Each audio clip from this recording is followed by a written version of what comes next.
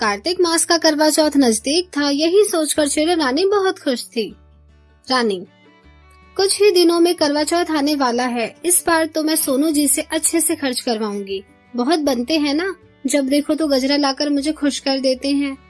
पर इस बार ऐसा नहीं चलेगा। मेरी बहुत इच्छा है कि मैं उनके लिए अच्छे से सजूं। तभी सोनू कौवा आता है और कहता है, सोनू, क्या मंद मंद मुस्कुराकर बड़बड़ा रही हो? जरा मुझे भी तो बताओ रानी साहिबा। रानी, अजी कुछ नहीं, आपको याद है ना 4 दिन बाद करवा चौथ है, तो बस वही सोच रही थी क्या क्या करना है मुझे। सोनू, अच्छा जी, जरूर तुम मेरी जेब के पैसे उड़ाने की लिस्ट बना रही होगी। तुम्हें मेकअप करवाना है, कपड़े लत्ते लाने हैं और गहने लाने हैं।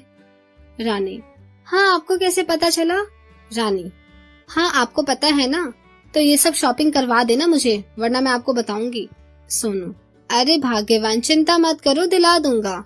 इस बार तुम्हारी सारी इच्छा पूरी करूंगा। रानी, चलो, बिना बादाम खाए बीवी की डांट से तुम्हें अकल आ गई। सोनू, देखो अब ये बहुत हो रहा है। रानी, क्या ज्यादा हो रहा है मुझसे प्यार? हा हा। ये कहते हुए दोनों काम करने लगते हैं। अगले दिन सोनू कौवा अपने काम पर, रात को जब वो वापस आता है तो एक पेड़ से उसका एक्सीडेंट हो जाता है, जिससे उसके सर पर भारी चोट लग जाती है। कौवा जैसे तैसे उड़ते हुए घर आता है और रानी के गोद में गिर जाता है और बेहोश हो जाता है। ये देखकर रानी बहुत घबरा जाती है और कहती है, रानी, सोनू जी आपको क्या हो गया? आपकी ये हालत कैसे हुई? ये तो मुझे सुन भी नहीं पा रहे। पानी छिड़क देती हूँ एक बार। तभी चिड़िया अपना एक पंख पानी में भिगोकर उस पर छिड़कती है, लेकिन सोनू कौवा फिर भी होश में नहीं आता। ये देखकर रानी का दिल बैठ जाता है। फिर वो डॉक्टर कबूतर को बुलाती है और उसका चेकअप करने के बाद डॉक्टर कहता है, डॉक्टर, चिड़िया रानी, इनके सर पर काफी गहरी चोट लगी है। अगर कल तक इनको होश नहीं आया तो ये हमेशा के लिए कोमा में जा सकते हैं। अब तो आप प्रार्थना कीजिए कि इन्हें सुबह तक होश आ जाए, वरना अब इनका कुछ नहीं हो सकता। रानी, नहीं नहीं डॉक्टर साहब, ऐसा मत कहिए, कुछ नहीं होगा इन्हें। डॉक्टर, ये दवाई दे रहा हूँ, होश आ जाए तो आप इन्हें खिला दीजिएगा। रानी, जी डॉक्टर साहब। चिड़िया रानी अपने पति की रात भर सेवा करती है, उसके पास ही रहती है। सुबह हो जाती है, लेकिन उसके पति को होश नहीं आता और चिड़िया फिर कहती है, चिड़िया, सोनू होश में आओ, मैं तुम्हारे बिना ऐसे नहीं रह सकती।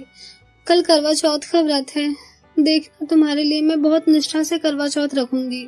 सोचा था कि तुम मुझे शॉपिंग कराओगे, लेकिन अब मुझे कुछ नहीं चाहिए, बस व्रत रखकर तुम्हारी लंबी आयु की कामना करूंगी। 2 दिन बीत जाते हैं। करवा चौथ के दिन चिड़िया रानी भूखी प्यासी रहकर अपने पति सोनू के लिए पूरे मन से व्रत रखती है और चांद आने पर छलनी से चंद्रमा को देखकर और बिस्तर पर पड़े बेहोश पति को देखकर वो करवा चौथ की विधि पूरी करती है और कहती है, हे करवा चौथ माता चंद्रदेव, मैंने अपने पति सोनू जी के लिए बहुत निष्ठा से करवा चौथ का व्रत रखा है।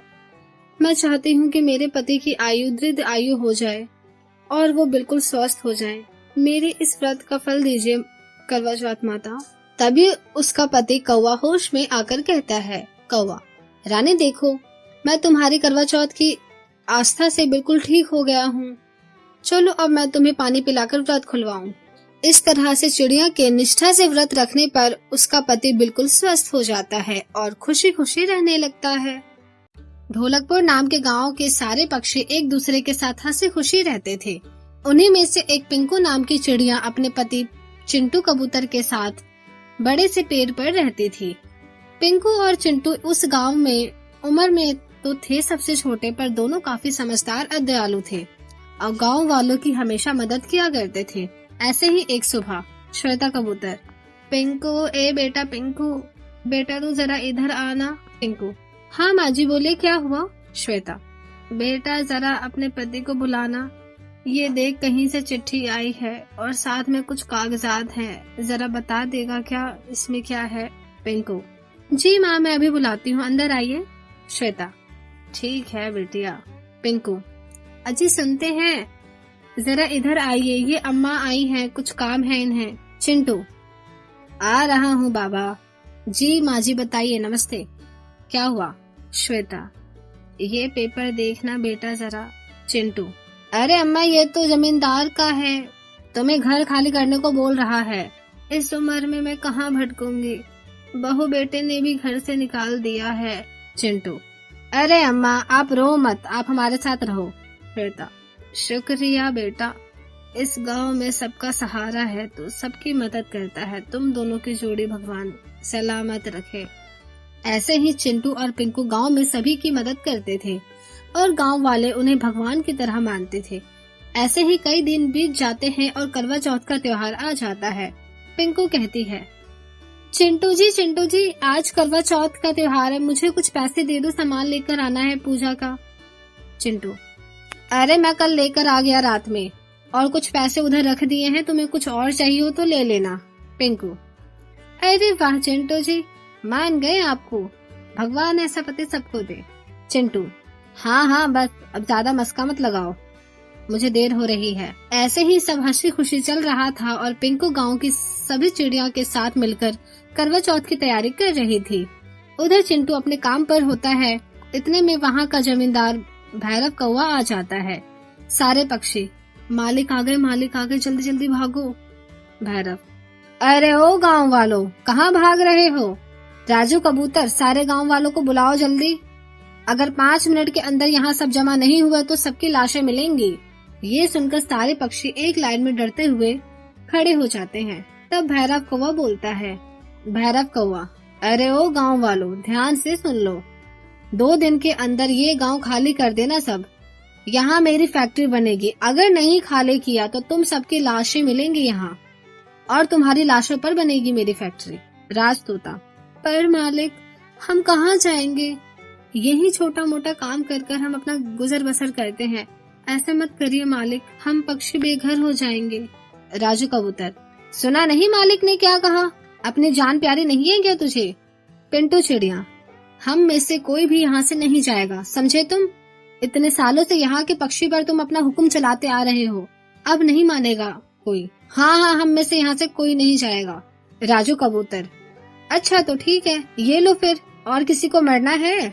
ये देखकर सारे पक्षी पीछे हट जाते हैं और पिंटू चिड़िया की बीवी ये देखकर खूब रोने लगती है और ये देखकर पिंकू कहती है, रो मत बहन, हिम्मत रखो, अब जो होना था वो तो हो ही गया, शांत हो जाओ, चिंटू जी को आने दो, वो देख लेंगे सब। फिर सारी चिड़िया अपने करवा चौथ की तैयारी में लग जाती है और शाम हो जाती है तो चिंटू कबूतर आता है। चिंटू कबूतर, उसकी ये हिम्मत, उसे तो मैं बताता हूँ। पिंकू, आप कहीं नहीं जाएंगे, शांत दिमाग से काम लीजिए, मैं नहीं चाहती जो हाल पिंटू जी का हुआ वही हाल आपका हो। चिंटू कबूतर, अरे मुझे कुछ नहीं होगा। ये बोलकर चिंटू कबूतर गुस्से में वहाँ से चला जाता है। पिंकू, हे भगवान, मैंने आज करवा चौथ का व्रत रखा है, मेरे पति की रक्षा करना, उन्हें कुछ ना हो। उधर चिंटू कबूतर भैरव कौवा के पास गया होता है। इधर पिंकू पूरी डरी हुई सब चिड़िया के साथ पूजा पर बैठ जाती है। उसे परेशान देखकर श्वेता कबूतर कहती है, श्वेता कबूतर, बेटिया तुम चिंता मत करो, तुम्हारे पति को कुछ नहीं होगा, तूने करवा चौथ का व्रत रखा है ना, और तेरा पति बहुत बहादुर है, तू बस पूजा पर ध्यान लगा। पिंकू, जी माँ जी। ऐसा कहकर पिंकू चिड़िया सब चिड़िया के साथ मिलकर पूजा में जुट जाती है। थोड़ी देर में पूजा खत्म हो जाती है और सारी चिड़िया अपने अपने घर चली जाती है। थोड़ी देर में ही चांद निकल आता है और सब चिड़िया खुशी खुशी अपने पति के साथ व्रत तोड़ती है। उन्हें देखकर पिंकू बोलती है, पिंकू, हे भगवान, कब आएंगे मेरे पति, उनकी रक्षा करना उस दरिंदे से, मेरा दिल बहुत घबरा रहा है, किस हाल में होंगे चिंटू जी, भगवान प्लीज उनकी मदद करना। ऐसे ही बाहर बैठे बैठे पिंकू की आंख लग जाती है कि पुलिस की गाड़ी वहाँ गेट पर आके रुकती है। गाड़ी की आवाज सुनकर पिंकू दौड़ती हुई जाती है। पिंकू, कहाँ है चिंटू जी, कहाँ है, बताइए पुलिस, उन्हें कुछ हुआ तो नहीं ना? चिंटू, अरे मैं यहीं पे हूँ, घबराओ मत, कुछ नहीं हुआ मुझे। पिंकू, हे भगवान, आपको इतनी चोट कहाँ से लगी, कितना खून बह रहा है। इतने में सारे गांव वाले वहाँ जमा हो जाते हैं। पुलिस, अरे भाभी जी, इनको कुछ नहीं हुआ है, वो तो इन्होंने मुझे वहाँ पहुँचते ही कॉल कर दिया था और जब ये वहाँ बात करने गए तो इन्होंने सारा रिकॉर्ड कर लिया था, बस थोड़ी सी लड़ाई हो गई थी पर उतने में ही मैं आ गया था। और उस भैरव कौवा के साथ साथ उसके सारे साथी को सबूत सहित पकड़ लिया था। अब तो वो जेल से निकल भी नहीं सकता, सीधा फांसी की सजा होगी उसे। और अब आप सब गांव वालों को कहीं जाना भी नहीं पड़ेगा। पिंकू, भगवान का लाख लाख शुक्र है आपको कुछ नहीं हुआ। सारी चिड़िया, अरे ऐसे कैसे कुछ हो जाता, तुमने तो करवा चौथ का व्रत रखा था ना इनके लिए, चलो अब जल्दी से व्रत खोलो। फिर चिंटू पिंकू चिड़िया को पानी पिलाकर उसका व्रत खुलवाता है और सब फिर से हंसी खुशी एक साथ रहने लगते हैं।